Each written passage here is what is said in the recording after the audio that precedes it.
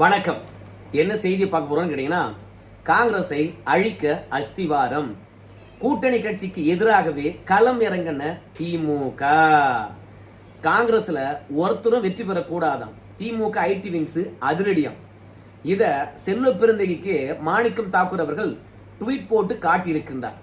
மாணிக்கம் தாக்கூர் அவர்கள் ட்வீட் போடுறாருன்னா ராகுல் காந்தி அவருடைய ஒப்புதல் இல்லாம நிச்சயமா போட மாட்டார்.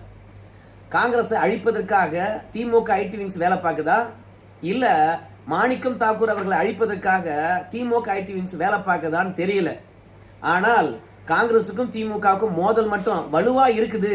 அது கீழ்மட்டம் வரைக்கும் இன்னும் சரியாகல அப்படின்றது மட்டும் நல்லா தெளிவாகிறது. சோ மாணிக்கம் தாக்கூர் அவர்கள் போட்டிருக்கக்கூடிய ட்வீட்டின் அடிப்படையில் திமுக காங்கிரஸை அழிக்க அஸ்திவாரம் போட்டாச்சா? கூட்டணி கட்சியாகவே இருந்தாலும் திமுக ஐடி விங்ஸ் ஆனது ஏன் காங்கிரஸ் எதிராக வேலை பார்க்குது? அது மட்டும் இல்ல, பிரவீன் சக்கரவர்த்தி உங்க எல்லாருக்குமே தெரியும், விஜய் அவர்களை சந்தித்ததிலிருந்து காங்கிரஸ் திமுக கூட்டணிக்குள்ள சலசலப்பு. இப்போ அவரு 2 ட்வீட் போட்டிருக்கிறாரு. ஒன்னு திமுகவுக்கும் காங்கிரசுக்கும் இடையில் இருக்கக்கூடிய உறவு, 2வது காங்கிரசுக்குள்ள இருக்கக்கூடிய அடிதடி. இந்த 2ஐயும் அவர் அழகா வெளிப்படுத்தியிருக்கிறார். அதையும் நம்ம பார்க்க போறோம். நம்முடைய ஜோதிமணி அவர்கள் தான் காங்கிரசுக்குள்ள என்ன நடக்குது என்று பப்ளிக்கா போட்டு உடைச்சாங்க. எப்படி வாரிசுகளுக்கு சீட்டு பிரிச்சுக்கிறாங்க, தன்னுடைய ஆதரவாளர்களுக்கு எப்படி சீட்டை ஒதுக்கிக்கிறாங்க, உழைச்சவனுக்கு எப்படி சீட் இல்ல காங்கிரஸ்ல, இது ஒவ்வொரு 5 ஆண்டு காலமும் எப்படி நடக்குது அப்படின்றத போட்டு உடைச்சாங்க. அந்த பிரவீன் சக்கரவர்த்தி அவர்கள் வேறு மெத்தட்லயும், மாணிக்கம் தாக்கூர் அவர்கள் திமுக செய்கின்ற துரோகத்தையும் அம்பலப்படுத்தியிருக்கிறாங்க. எல்லாவற்றையும் விரிவாகவே பார்க்கலாம். ஆனா அதற்கு முன்பாக இதுவரைக்கும் நம்ம சேனலை நீங்க சப்ஸ்கிரைப் பண்ணலாம், மறக்காம சப்ஸ்கிரைப் பண்ணிட்டு கொஞ்சம் சப்போர்ட் பண்ணுங்க. இப்ப மாணிக்கம் தாக்கூர் அவர்களை பொறுத்த வரைக்கும் என்ன ட்வீட் போட்டிருக்காரு என்று பார்க்கும் பொழுது, இந்த அல்ற சில்ற ஐடி விங்ஸ் ரொம்ப அதிகமா கூவுது. இந்த மாதிரி கூவுறதுக்கு காரணம், வெயில் அதிகரித்தாலும் சரி இந்த அல்ற சில்ற ஐடி விங்ஸ் இருக்குல்ல, அது நமக்கு எதிராக கூவும். நாங்க மதுரை வடக்கு தொகுதி மட்டும் கேட்டோம். ஆனால் திரு செல்வ பிறந்தகை அவர்களை பொறுத்த வரைக்கும் 2 தொகுதியை திமுக கிட்ட இருந்து கேட்டு பெற்று வந்திருக்கின்றார். 1 உசிலம்பட்டி, 2 மேலூர். இப்ப சொல்லுங்க, மதுரை வடக்கு மட்டும் நாங்க கேட்டோம். ஏன் கேட்டாங்க காங்கிரஸ் கட்சிக்காரங்க? கோ தளபதி திமுகவுடைய மாவட்ட செயலாளர். காங்கிரஸ் கட்சிக்கெல்லாம் அதிகமா தொகுதியெல்லாம் கொடுக்க முடியாதுடா, ஆளே கிடையாது, பூத்து கமிட்டியே போடல, தலைவர்கள் மட்டும்தான் இருக்கிறாங்க, தொண்டர்களே இல்ல, எப்படா நாங்க காங்கிரசுக்கு தொகுதியை அள்ளி கொடுக்கறது அப்படின்னு சொன்னது மட்டும் இல்ல, இந்த மதுரை மேற்கு தொகுதியில காங்கிரஸ் கட்சிக்காரன் பூத்து கமிட்டி போட்டுருக்காங்கடா அப்படின்னு சவால் விட்டார். அதுக்கு தான் மாணிக்கம் தாக்கூர் அவர்கள் அன்னைக்கு சொன்னாரு, நாம சட்டமன்ற தேர்தலில் நாம போட்டியிடுவதற்கு எந்த தொகுதியை கேட்டு பெறுகின்றோமோ இல்லையோ, ஆனால் மதுரை வடக்கு தொகுதியை மட்டும் நம்ம கேட்டு பெறணும்டா. நம்ம கிட்ட சவால் விட்டான்ல, அவனுக்கு தொகுதியே கிடைக்க கூடாதுடா அப்படின்னு மாணிக்கம் தாக்கூர் அவர்களும் கோ தளபதிக்கு எதிராக சவால் விட்டார். ஆனா திமுக பொறுத்த வரைக்கும் கோ தளபதிக்கு மீண்டும் மதுரை வடக்கு தொகுதியை கொடுத்துட்டு அதற்கு பதிலாக உசிலம்பட்டி மேலூரை காங்கிரஸ் கொடுத்திருக்காங்க. மாணிக்கம் தாக்கூர் அவர்கள் சவால் விட்ட மாதிரி மதுரை வடக்கு தொகுதியை அவரால் பெற முடியல. இப்ப திமுக ஐடி விங்ஸ் ஆனது என்ன சொல்லுதுன்னு கேட்டீங்கன்னா, யோ மாணிக்கம் தாக்கூர், நீ மதுரை வடக்கு தொகுதியை கேட்டு பெறணும்னு சொன்ன, ஆனா உன்னால அதை வாங்க முடிஞ்சதா? நாங்க பத்தியா தக்க வைத்துக் கொண்டோம், எங்க தலைவர் எங்களுக்கு தான் கொடுப்பாரு, நாங்க சொல்றதுல உண்மை இருக்கியா, நீ அநியாயமா திமுகவுடன் மோதறியா அப்படின்னு அவங்க பேச, அப்பதான் மாணிக்கம் தாக்கூர் சொல்றாரு, மதுரை வடக்கு 1 தானே போச்சு, அதுக்கு பதிலாக நாங்க 2 வாங்கிட்டோம் இல்ல அப்படின்னு சொல்றாரு. உடனடியா திமுக ஐடி விங்ஸை பொறுத்த வரைக்கும் உசிலம்பட்டி மேலூர் தானே 20 வருஷமா திமுக வெற்றி பெற்றிருக்குது, அந்த இடத்துல இல்ல காங்கிரஸ் வெற்றி பெற்றிருக்குதா? உசிலம்பட்டி மேலூர்ல அந்த 2த்துலயும் தொடர்ச்சியா அதிமுக தான் வெற்றி பெறுது. அந்த 2த்தையும் திமுக வச்சிருந்தாலும் அதிமுக தான் வெற்றி பெறும். அதனால காங்கிரஸ் கிட்ட நாங்களா தள்ளி விட்டோம், நீங்களா கேட்டு வாங்கல, நாங்க தோக்கிற தொகுதியை வச்சுக்கிட்டு நாங்க என்ன பண்றது? அதனால காங்கிரஸ் கிட்ட தள்ளி விட்டுட்டோம். அதனால இப்ப வாங்கியிருக்கக்கூடிய உசிலம்பட்டி மேலூர் அது அதிமுக தொகுதி. சோ காங்கிரஸ் 2 வாங்கினாலும் வெற்றி பெற முடியாது, பார்த்துக்க அப்படின்னு திமுக ஐடி விங்ஸ் ஆனது காங்கிரஸுக்கு எதிராக பேசுது. உடனடியாக இவ்வளவு காட்டமாக கீழ்மட்டத்தில் இருக்கக்கூடிய திமுக ஐடி விங்ஸும் தமிழ்நாடு திமுக ஐடி விங்ஸும் மாணிக்கம் தாக்கூருக்கு எதிராக தொடர்ந்து கருத்துக்களை பதிவிட்டு கொண்டு வரதுனால மாணிக்கம் தாக்கூர் அவர்கள் என்ன சொல்றாங்க கேட்டீங்கன்னா, நாம கோட்சேவனுடைய வாரிசுகள் கிட்ட அடிமையாய் போயிருக்கக்கூடிய கூட்டமானது ஆட்சி அமைக்க கூடாது என்று களத்துல போராடி கொண்டிருக்கிறோம். ஆனா இந்த அல்ட்ராசில் ரைட் விங்ஸ் ஆனது காங்கிரஸுக்கு எதிராக வேலை பார்க்கறாங்க ஐயா. அப்படின்னா இந்த அல்ட்ராசில் ரைட் விங்ஸ்ல இருக்கக்கூடிய அல்லக்கைகளை பொறுத்த வரைக்கும் இந்த சங்கிகள் கிட்ட சிலிப்பர்ஸ் எல்லாம் வேலை செய்யறாங்களோ, காங்கிரஸை ஒழிக்கணும் என்பதற்காக கங்கணம் கட்டின்னு வேலை பார்க்கறாங்களோ, அதனால திமுக ஐடி விங்ஸ்ல இந்த சங்கிகளுடைய ஸ்லீப்பர் செல் இருக்காங்க போல இருக்குது அப்படின்னு வந்து மாணிக்கம் தாக்கூர் அவர்கள் பதிவிட்டு இருக்கின்றார். ஏண்டா இந்த மாணிக்கம் தாக்கூர் சங்கி வேலை பார்க்கறானா இல்ல திமுக சங்கி வேலை பார்க்குதா அப்படின்னு சொல்லிவிட்டு வடக்கு தொகுதிக்காக மல்லு கட்டிக்கிட்டு இருக்கிறாங்க இங்க. ஆனா ராகுல் காந்தியை பொறுத்த வரைக்கும் தமிழ்நாட்டுக்கு பிரச்சாரத்துக்கு வருவாரான்னு பார்த்தா வரமாட்டார் போல இருக்குது. ஏன்னா இன்னைக்குதான் செல்வ பிறந்தை அவர்கள் பேட்டி அளிக்கின்ற போது சொல்றாரு, கேரளாவில் பிஸியா இருக்கிறாரு, அங்க முடிச்சுட்டு தான் இங்க வருவாரு அப்படின்னு சொல்றாரு செல்வ பிறந்தை. சரிங்க, எப்ப வருவாரு அப்படின்னு சொல்லுகிற போது எந்த டைமும் சொல்ல முடியல. அது மட்டும் இல்ல, ராகுல் காந்தியை பொறுத்த வரைக்கும் வேட்பாளரை இறுதிப்படுத்தணும், ஆனா வேட்பாளரை இறுதி செய்யவே இல்லை. கேரளாவில் பிஸியா இருக்கிறதுனால வேட்பாளர் தேர்வானது இன்னும் காலதாமதமாகுது. எல்லாரும் வேட்பாளர் அறிவிச்சுட்டு வேட்புமனு தாக்கல் பண்ணிட்டு இருக்காங்க. ஆனா காங்கிரஸ் கட்சிக்காரனை பொறுத்த வரைக்கும் வேட்பாளர் யார் என்பதே இன்னும் அடையாளம் காணல. அதுக்கு என்ன காரணமா இருக்குன்னு கேட்டீங்கன்னா, ராகுல் காந்தி இறுதி செய்யல அப்படின்னு சொல்றாங்க. ஆனா நம்முடைய பிரவீன் சக்கரவர்த்தி அவர்களை பொறுத்த வரைக்கும் இந்த படத்தை போட்டிருக்காரு. இந்த படத்தை நல்லா உத்து பாருங்களேன்.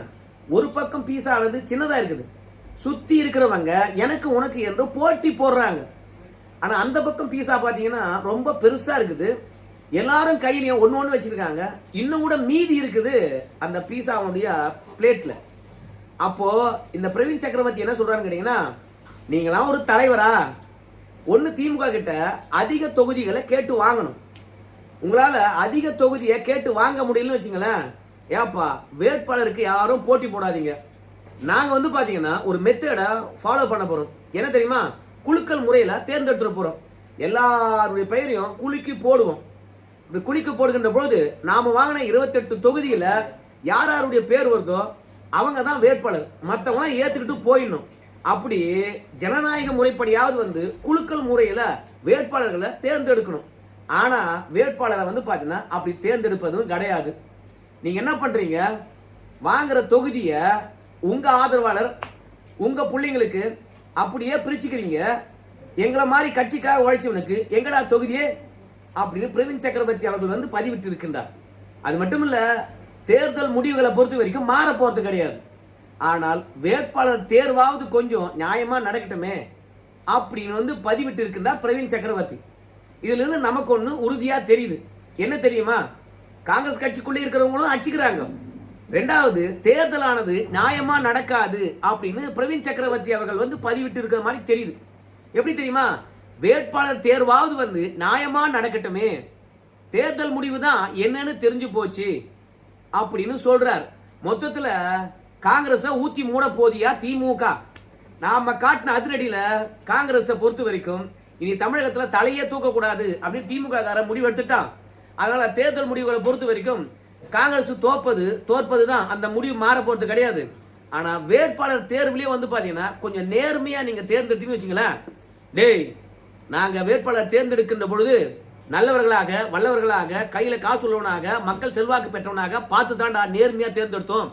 ஆனா இருந்தாலும் தோத்துட்டாங்க, அது நமக்கு என்ன தெரியும், நாங்க என்னவோ எனக்கு வேண்டப்பட்டவனை தேர்ந்தெடுத்தோம் உனக்கு வேண்டப்பட்டவனை தேர்ந்தெடுத்தோம் அப்படின்னு இல்லாம கட்சிக்காக உழைச்சவன் மக்கள் செல்வாக்கு பெற்றவனை தான் நம்ம தேர்ந்தெடுத்தோம், ஆனா தோத்துட்டோம், நம்ம என்ன பண்ண முடியும் அப்படின்னு வந்து வேட்பாளர் தேர்வுலையாவது கொஞ்சம் நேர்மை இருந்தா தோத்த பிறகு நம்ம மன கஷ்டம் இல்லாம போலாம்.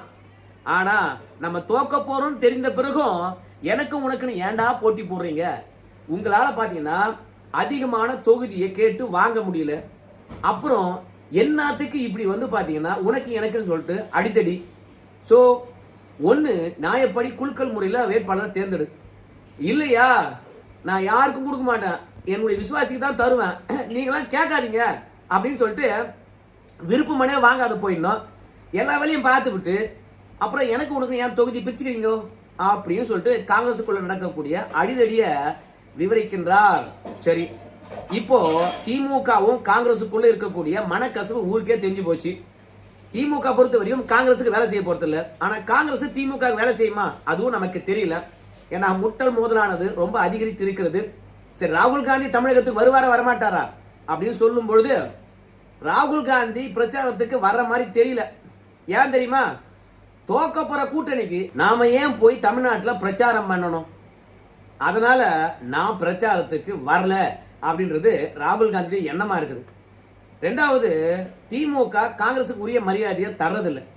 இப்ப மாணிக்கம் தாக்கூரை பொறுத்த வரைக்கும் திமுகவுடைய ஐடி விங்ஸ்க்கு எதிராக காட்டமான கருத்தை போட்டிருக்கார். இத்தனைக்கும் திமுகவுடைய ஐடி விங்ஸுக்கு காவி சாயத்தை பூசிருக்கின்றார்.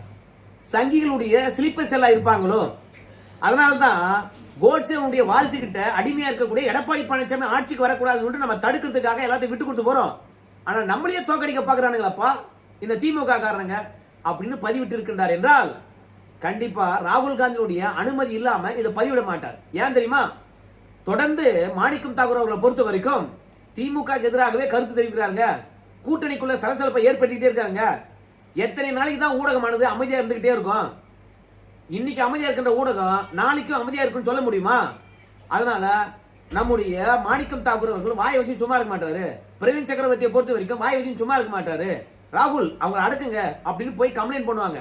ராகுல் காந்திக்கு தெரியாம இந்த மாதிரி எல்லாம் ட்வீட் போட்டாங்கன்னா, ஆனால் திமுக எதிராக இந்த மாதிரிலாம் நான் பண்ண போறேன், தொடர்ந்து நம்மள அண்டர் எஸ்டிமேட் பண்றாங்க, நம்ம கேட்கிற தொகுதி கொடுக்க மாட்டாங்க, கேட்கிற எண்ணிக்கையிலும் தொகுதி கொடுக்க மாட்டாங்க, நமக்கு பிரச்சாரத்தின் போதும் ஒத்துழைப்பு நல்க மாட்டாங்க போல இருக்கிறது. தலைமையில் இருக்கிறவங்களுக்கு கண்டிப்பா நம் மீது அதிருப்தி இருக்கிறது. நாம காங்கிரஸை வளர்க்கலாம்னு நினைக்கிறோம். திமுக காங்கிரஸை அழிக்கலாம்னு பாக்குது. பாஜக எதிரியா இருந்து காங்கிரஸை அழிக்க பாக்குது. திமுக கூட்டணியாக இருந்தே காங்கிரஸை அழிக்க பாக்குது. அதனால திமுக நிலைப்பாடை பொறுத்த வரைக்கும் இந்த தேர்தலோடு காங்கிரஸ் வாயை மூடிக்கணும். அதுக்கு செல்வாக்கு இல்லை என்பது இந்த தேர்தலில் பொறுப்பாகணும். அதுக்கு காங்கிரஸ் கட்சிக்காரன் எவனும் ஜெயிக்க கூடாது. ஸோ உங்களுடைய வினிபிலிட்டியை பொறுத்த வரைக்கும் ரொம்ப லோவா இருக்குது. நாடாளுமன்ற தேர்தல் அதிக தொகுதி கேட்காதீங்க அப்படின்னு ஒரு பிம்பத்தை உருவாக்குவதற்காக இன்னைக்கு திமுக நமக்கு எதிராக வேலை பார்க்குது அப்படின்றத ராகுல் காந்தி கிட்ட சொல்லியிருப்பாங்க பொழுது. ஏற்கனவே ராகுல் காந்தி பொறுத்த வரைக்கும் குறைவான தொகுதி கொடுத்ததுனால ரொம்ப அப்செட்டா இருக்கு. இந்த கூட்டணியை வரவேற்கின்றாரா எதிர்க்கின்றாரா ஒரு மண்ணும் தெரியல. எதுக்குமே ட்வீட் போடல, எதுக்குமே ரெஸ்பான்சிபிள் பண்ணல. அதே மாதிரி ராகுல் காந்தி அமைதியா இருக்கிற மாதிரியே நம்ம முதலமைச்சர் ஐயா அவர்களும் அமைதியா இருக்கிறாங்க. இப்போ கூட்டணி கட்சிகளை பொறுத்த வரைக்கும் எல்லாமே மன வருத்தத்தில் தான் இருக்கு. இந்த மன வருத்தத்துக்கு காரணம் யாருன்னு கேட்டீங்கன்னா தேமுதிக தான். ஆளே இல்லாத டீ கடையில அவங்க அனுதினமும் 10 டீ ஆத்திக்கிட்டே இருக்கிறாங்க. யாருக்காக இந்த 10 தொகுதி கொடுத்தாங்க? எதற்காக 10 தொகுதி கொடுத்தாங்க? எவ்வளவு வாக்கு இருக்குதுன்னு 10 தொகுதி கொடுத்தாங்க. சோ தேமுதிக சேர்ந்ததுனால திமுகவுடைய வின்னபிலிட்டியை பொறுத்த வரைக்கும் எவ்வளவு உயர்ந்து இருக்குது. சோ தேமுதிகவால திமுகவுக்குள்ள குழப்பம் ஏற்படுத்திய கண்டி தேமுதிகவால திமுக என்ன லாபம்? இந்த கணக்கு அத்தனையும் சரி ராகுல் காந்தி போட்டு பார்க்கிறாராம். ஒரு 31 தொகுதி கொடுத்திருந்தா கூட ராகுல் காந்தி அமைதியா இருந்திருப்பாராம். ஆனா தேமுதிக 10, ஆனா காங்கிரசுக்கு 28. என்ன கதை இது அப்படின்னு சொல்லிட்டு ராகுல் காந்தி இன்னைக்கு வரைக்கும் நம்முடைய தேமுதிகவை அடிப்படையா வச்சு திமுக எதிரான மனநிலையை தான் கொண்டிருக்கின்றாராம். அதனால வெட்டி போட்டாலும் சுட்டு போட்டாலும் நம்முடைய ராகுல் காந்தி அவர்களை பொறுத்த வரைக்கும் பிரச்சாரத்துக்கு வரமாட்டார் போல இருக்குது. ஏன்னா தொடர்ந்து மனக்கசப்பு. கூட்டணி உருவான பிறகாவது பாத்தீங்கன்னா தன் மனதுக்குள்ள இருக்கக்கூடிய மனக்கசப்பெல்லாம் விட்டுட்டு பிரதர் அப்படின்னு ஒரு ஹாய் என்ற மெசேஜை போட்டு நம்ம முதலமைச்சர் கிட்ட நட்பை மீண்டும் புதுப்பித்து கொண்டிருக்க வேண்டும். ஆனா இந்த மாதிரி எந்த விதமான புதுப்பித்தலும் இல்லாம நீயா நானா பார்க்கலாம் என்று மல்லு கட்டி கொண்டு இருக்கின்ற போது ஈகோவை விட்டுட்டு அவங்க எப்படி ஒரே மேடையில பிரச்சாரத்துக்கு ஏறுவாங்க? அதனால நான் இன்னைக்கும் சொல்றேன் பாருங்க, திமுக காரங்க அத்தனை பேரும் காங்கிரஸ் எதிராக தான் இருக்கிறாங்க அப்படின்றதுல மாற்று கருத்து கிடையாது. இல்லைன்னா நம்ம பழமை கூட சொல்லுமே, நெருப்பு இல்லாம புகையாதுன்னு சொல்லுவாங்கல்ல, அந்த மாதிரி திமுக ஐடி விங்ஸை பொறுத்த வரைக்கும் காங்கிரஸுக்கு எதிராக கருத்து தெரிவிக்க வேண்டியது கிடையாது. அது மாணிக்கம் தாக்கூருக்கு எதிராக தெரிவிச்சதுப்பா அப்படின்னு சொல்லும் போது கிடையாது, ஒட்டுமொத்த காங்கிரஸுக்கு எதிராகத்தான் கருத்து தெரிவிக்கின்றார்களாம். அதனால்தான் மாணிக்கம் தாக்கூர் அவரை பொறுத்த வரைக்கும் உனக்கும் எனக்கும் பிரச்சனையா இருந்தா என்னை பத்தி பேசு, ஆனா அதை விட்டு என் கட்சி பத்தி ஏன் பேசுற அப்படின்னும் நம்ம ஐடி விங்ஸ்காரங்க காங்கிரஸை கழுவி ஊத்துக்கின்ற விஷயத்தின் போது எதிர்ப்பு தெரிவித்திருக்கின்றார் மாணிக்கம் தாக்கூர். அதனாலே பாத்தீங்கன்னா நம்ம ராகுல் காந்தி எப்படியா இருந்தாலும் சென்னைக்கோ தமிழ்நாட்டுக்கோ வரப்போறது கிடையாது.